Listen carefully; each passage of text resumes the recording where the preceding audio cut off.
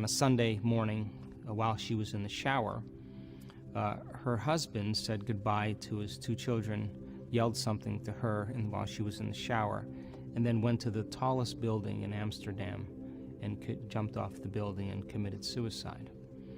Now, that is a stressful event. And when she got the news, she experienced all the emotions that people experience from something that's shocking and traumatic like that. She was suffering, she was in pain, she was resentful, she was guilty, she was confused, she was angry. She went through the whole gamut of emotions. And all of those emotions, by the way, are derived from the hormones of stress. So she has an event in her life, it changes her biologically. She doesn't know how to control her emotional reaction. It turns into a mood, one long emotional reaction. If you keep reviewing that event in your mind, you begin to produce the same chemistry in your brain and body as if the event was occurring. So her body is being conditioned to the past because she's reliving the experience 50 to 100 times in a day, and her body is beginning to believe it's in the same past experience over and over again. It ultimately goes from a mood to a temperament, and now people are asking her in her life, why are you so upset? She tells the story, and she's basically saying, I am this way because of this event that happened to me 4 months ago. So then, if we keep that going for extended periods of time, and those emotions are driving our thoughts, and we can't think greater than how we feel, our feelings have become the means of thinking, we're thinking in the past, and now we're stuck in our biology. So one day she wakes up, and she's completely paralyzed from her waist down. And she can't get out of bed, so they rush her to the hospital, they do MRIs, they do all the tests. They can't find anything significant with her, so they just diagnose her with neuritis. And so now she's bedridden and she cannot literally get out of bed. So now she can't work, she can't take care of her children. Her mother has to move in with her, and she doesn't have any money because she's not working, and her stress levels go up. So now the condition gets worse. As her stress levels go up, it's the same chemicals of stress that are knocking the brain and body out of balance, signaling the wrong genes in the wrong way. And another few months later, she develops these huge ulcerations in all the mucous membranes of her body.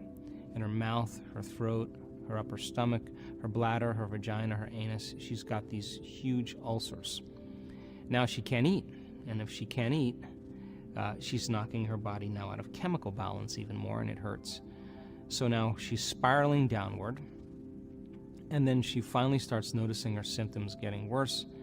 And she goes to the doctor, and they diagnose her with esophageal cancer.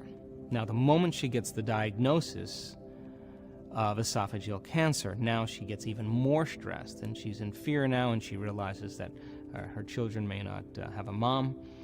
And so she came to one of our workshops, and I remember specifically because she came in with crutches in a wheelchair and a walker, and she sat on the left side of the room. And it was an introductory level course, and she understood that she could change it intellectually, but she had a very big challenge ahead of her, and she realized how much she was in her past. She had a vision of her future. Like, she wasn't visualizing anything, she just got a very clear vision. And she was so excited that she went home and she did her meditation every single day. Now, she understood that she had to upregulate new genes and downregulate genes that had to do with her disease, and that every day she had to knock on the genetic door. Now, the first thing I want to say is that I'm certain that there were days that she didn't feel like doing her meditation, and she did that anyway. She did it anyway. There were days where she had a tremendous amount of doubt, and she didn't think it was possible, but she did her meditations every single day. And as she began to do her meditations every single day, she started to notice significant changes in her health. Well, she stood on the stage in front of that audience, and she said, I just came from my doctor last week. I have no evidence of esophageal cancer. I have no ulcerations in any of the mucous membranes of my body, except a small scar in the back of my throat. I have no paralysis, no numbness, no loss of motor function, and I have a new husband. And I said, new personality, new personal reality. The disease exists in the old personality. You're literally someone else. And I said, when you look back at that event that took place in your past, how do you feel?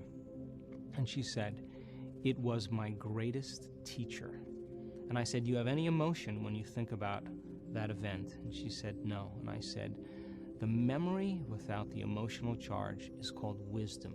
And that's the name of the game here. You're ready for a new life.